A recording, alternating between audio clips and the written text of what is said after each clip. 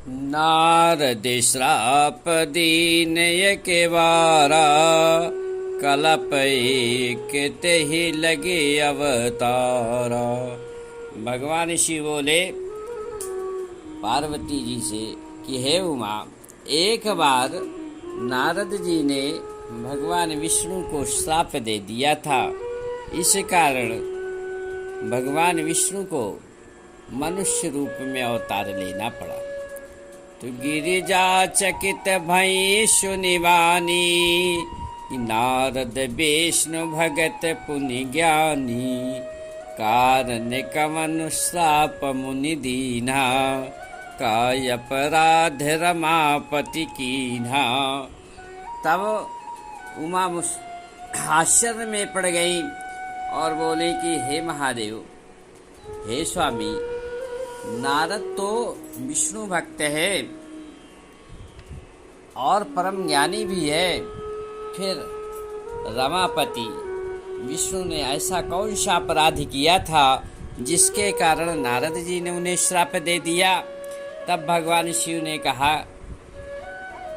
कि देखो, ज्ञानी और मूढ़ कोई नहीं होता है। जिस समय भगवान जिसको जैसा चाहे उस क्षण वो वैसा ही हो जाता है। ये तो प्रभु की माया है। एक बार नारद जी हिमगिरी पर एक सुंदर सरोवर के पास एक गुफा देखी। वह बहुत रमणीय था, सुंदर था। उस आश्रम को देख करके नारद का मन मोहित हो गया और नारद जी की श्राप भी बाधित नहीं कर सकती थी। वो समाधि लगा करके बैठ गए, श्री हरि का जाप करने लगे। तो हे उमा, नारद मुनि की समाधि को देख करके देवराज इंद्र घबरा गया और सोचने लगा कि शायद नारद इसलिए तपस्या कर रहे हैं ताकि मेरे सिंहासन को वो छीन ले। इंद्रासन का भय इंद्र को बहुत अधिक सताता था।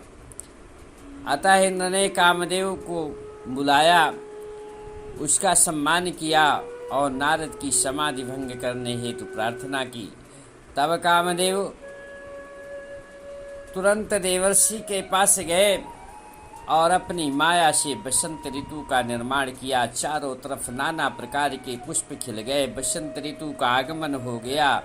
कोयल कूकने लगी, सुंदर मंद सुगंध वायु चलने लगी। रंबारिक आदि अप्सराएं आकर नृत्य करने लगी। अनेक प्रकार के प्रयास करने के बावजूद भी नारद की समाधि जब नहीं टूटी, तब भयभीत हो कामदेव अपने सहायकों के साथ नारद मुनि के चरण पकड़ लिए। नारद जी की समाधि भंग हुई और जब उन्होंने देखा कि कामदेव मेरे चरणों पर पड़ा है, तो कोमल चित्त संत होने के कारण उन्हें क्रोध नहीं आया, बल्कि कामदेव को प्रिय वचनों से संतुष्ट कर दिया। जब कामदेव चले गए, तब देवर्षि ब्रह्मा जी के लोक में गए। ब्रह्मा जी से कहा कि आज तो मैंने कामदेव को ही जीत लिया। अपने मानस पुत्र की सफलता को देख ब्रह्मा जी प्रसन्न हुए। फिर नारद इंद्रलोक में जाकर के इंद्रलोक की सभा में सभी देवताओं के सामने वर्णन किया। जैसा कामदेव ने सबको बताया था कि किस प्रकार से मैं हार गया, वही इंद्र ने भी जाकर के इंद्र के राजसभा में नारद जी ने जब वर्णन किया, तो सभी देवताओं को बड़ा आश्चर्य हुआ और सब देवर्षि की प्रशंसा करने लगे। नारद को इस बात का घमंड होने लगा कि मैंने तो कामदेव को जीत लिया है। अतः वहाँ से वे भगवान शिव और धरदानी भगवान शिव के पास गए और शंकर जी को सारी कथा सुनाई। भगवान शिव बोले कि हे नारद, जो कथा आपने मुझे सुनाई है, जिस पर आपने विजय प्राप्त की, वह विजय गाथा आप भगवान विष्णु से मत कहिएगा। अगर प्रसंग भी चले तो उसे छिपा लेने में ही आपका कल्याण होगा। नारद जी को भगवान शिव ने अच्छे उपदेश दिए, परंतु नारद को ये अच्छे नहीं लगे। तब देवर्षि वहाँ से क्षीर सागर पहुँचे तो भगवान श्री हरि ने उन्हें आसन दिया। नारद जी बैठ गए और श्री हरि से कामदेव को जीतने का सारा वृत्तांत गर्व के साथ वर्णन किया। तब श्री हरि क्या बोले कि सुन मुनि मोह होय मन ताके, ज्ञान विराग हृदय नहीं जाके, ब्रह्मचर्य व्रत रति मति धीरा, तुम ही की होय मनोभव पीरा। भगवान श्री हरि बोले कि हे नारद, ज्ञान और वैराग्य जिसके अंदर नहीं है उसके मन में क्षोभ उत्पन्न होता है। जो ब्रह्मचर्य का व्रत धारण करता है, जो धीरमति वाला है, भला उसे कामदेव की पीड़ा क्या सता सकती है। तब नारद ने बड़े गर्व के साथ कहा कि हे प्रभु, ये सब आपकी माया है। नारद वहाँ से चल दिए श्री हरि का गुणगान गाते हुए। इधर प्रभु ने मन में विचार किया कि मेरे भक्त के हृदय में अभिमान का अंकुर उत्पन्न हुआ। वृक्ष होने से पहले मुझे इसे उखाड़ फेंकना चाहिए। ऐसा विचार करके उन्होंने माया को आदेश दिया और जिस रास्ते पर नारद जी जा रहे थे उसी मार्ग के बीचों बीच माया ने एक राज्य का निर्माण कर दिया। देखिए प्रभु की माया। नारद जी ने देखा ये नगर कैसा है। उन्होंने जब लोगों से पूछा तो उन्होंने कहा कि महाराज, ये नगर के राजा शील निधि हैं और विश्व मोहिनी उनकी पुत्री है जिनका स्वयंवर हो रहा है। यह सुनकर के नारद जी के हृदय में कौतूहल उत्पन्न हुआ और राजा के दरबार में पहुँचे। राजा ने देवर्षि को देख करके अत्यंत सम्मान किया और फिर अपनी पुत्री विश्वमोहिनी को बुला करके नारद जी के पास बिठा करके कहा कि हे मुनिदेव, आप त्रिकालज्ञ हैं, सर्वज्ञ हैं, इसलिए आप मेरी पुत्री के गुण और दोषों का वर्णन कीजिए। तब नारद जी ने विश्वमोहिनी के रूप लावण्य को देख करके मोहित हो गए और देखा कि विश्वमोहिनी के लक्षण तो बहुत सुशील है, बहुत अच्छे हैं, तो सुलक्षणीय। बोले राजन, आपकी कन्या जिसका वर्ण करेगी वह अजर और अमर होगा, संग्राम में उसे कोई नहीं जीत सकता है। सुतालु सुलक्षण है तुम्हारी। कहने लगे आपकी जो पुत्री है वो सुलक्षणी है।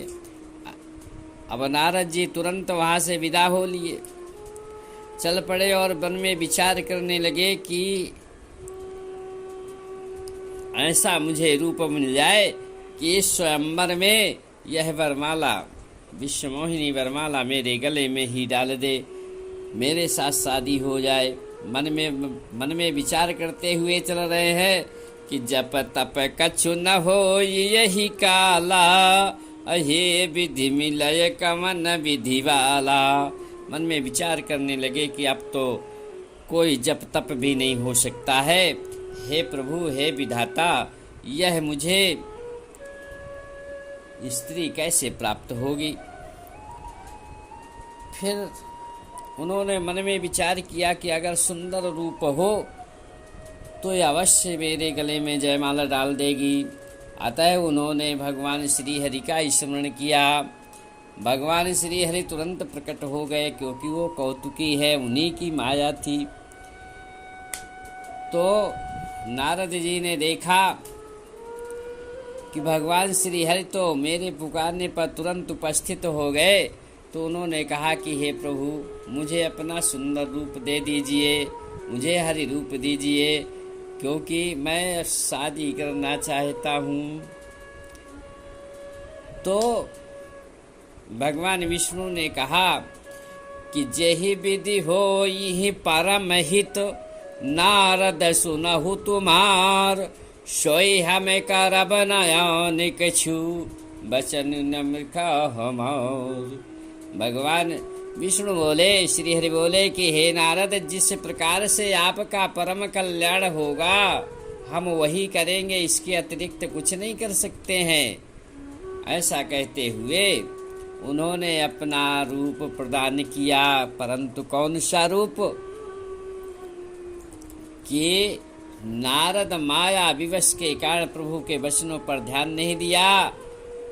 श्री हरि ने हरि माने बंदर अर्थात नारद जी को बंदर का रूप दे दिया और बाकी पीताम्बर आदि आभूषण सब अपने प्रदान कर दिए। अब नारद जी प्रसन्न होकर के वहाँ पर पहुँचे जहाँ पर स्वयंवर था। स्वयंवर की अगली पंक्ति में जाकर के बैठ गए। सब उन्हें नारद समझ करके प्रणाम किया और इधर नारद जी फूले नहीं समा रहे थे कि जब लड़की मुझे देखेगी तो मेरे ही गले में जयमाला डाल देगी। और जब विश्व मोहिनी ने जयमाल हाथ में लिए हुए सभी राजाओं की ओर जा रही थी तो देखा नारद जी को बंदर रूप को, तो अत्यंत मन में क्रोधित हो गई कि देखो यह है तो बंदर, फिर भी यह इस इच्छा से आया होगा कि मेरी शक्ल को देख करके मैं उसके गले में जयमाला डाल दूंगी। नारद तो अपने गर्भ में फूले बैठे, लेकिन वो विश्व मोहिनी दोबारा उधर नहीं देख रही। उस दिशा में जिस नारद बैठे फूली, जिस दिशा में नारद बैठे फूल रहे थे उस दिशा पर भूल करके भी नहीं देखा। तब नारद जी बार बार उठते हैं फिर बैठ जाते हैं, बड़े व्याकुल है यह देख करके। वहाँ पर भगवान शिव के दो गण थे, वो हंसने लगे। और करही कूट नारद ही सुनाई कि नी के दीन हरि सुंदरताई। वो कूट करने लगे, मजाक उड़ाने लगे नारद जी का कि भगवान हरि ने बहुत सुंदर रूप दिया है। उसी समय भगवान हरि वहाँ पर आए और विश्व मोहिनी ने उन्हीं के गले में जयमाला डाल दी। तो दुलहिन लई गए लक्ष्य निवासा, नृप समाज सब भयबु निराशा। तो दुलहिन तो लक्ष्मी पति भगवान श्री हरि ले गए। पूरा राज समाज दुखी हो गया, निराश हो गया। अब नारद जी बहुत विकल हो गए। तब हर गणों ने कहा कि हे मुनि, पहले दर्पण में अपना चेहरा देखो। जल देख एक जल में उन्होंने अपना चेहरा देखा। बंदर रूप देखकर अत्यंत नाराज हुए और उन्होंने शंभु गणों को राक्षस हो जाने का श्राप दिया।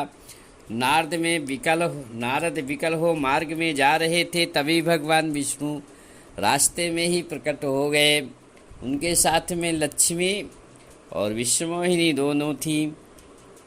तो उन्हें देखते ही नारद बोले कि आप स्वतंत्र हैं, आपके ऊपर कोई नहीं है, आप हमेशा कपट का व्यवहार करते हैं, इसलिए मैं आपको श्राप देता हूँ कि जिस शरीर को लेकर के आपने मुझे ठगा है वही शरीर आपको धारण करना पड़ेगा। और आपने बंदर की आकृति हमें बना दी, इसलिए किस ही तुम्हारी सहायता करेंगे। रमापति बोले ठीक है नारद, आपका श्राप हमें स्वीकार है, और अपनी माया समाप्त कर दी। तब तो नारद विकल हो गए, क्योंकि वहाँ ना रमा और ना विश्वमोहिनी कोई नहीं है। तब मुनियति सभीत हरि चरना, गहे पहि प्रणत और तिहरना। तब अत्यंत सभीत होकर के, भयभीत होकर के भगवान श्री हरि के चरणों को पकड़ लिया। नारद जी ने इस प्रकार से भगवान को भी श्राप दिया, फिर क्षमा याचना करने लगा। तब श्री हरि ने कहा कि हे नारद, ये तो मेरी इच्छा थी, तुम परेशान न हो जाओ। जप हो जाए शंकर शतनामा, जाइए भगवान शिव के शतनाम का जप करिए, मुझे प्राप्त कर लोगे। लो श्याम रामचंद्र की।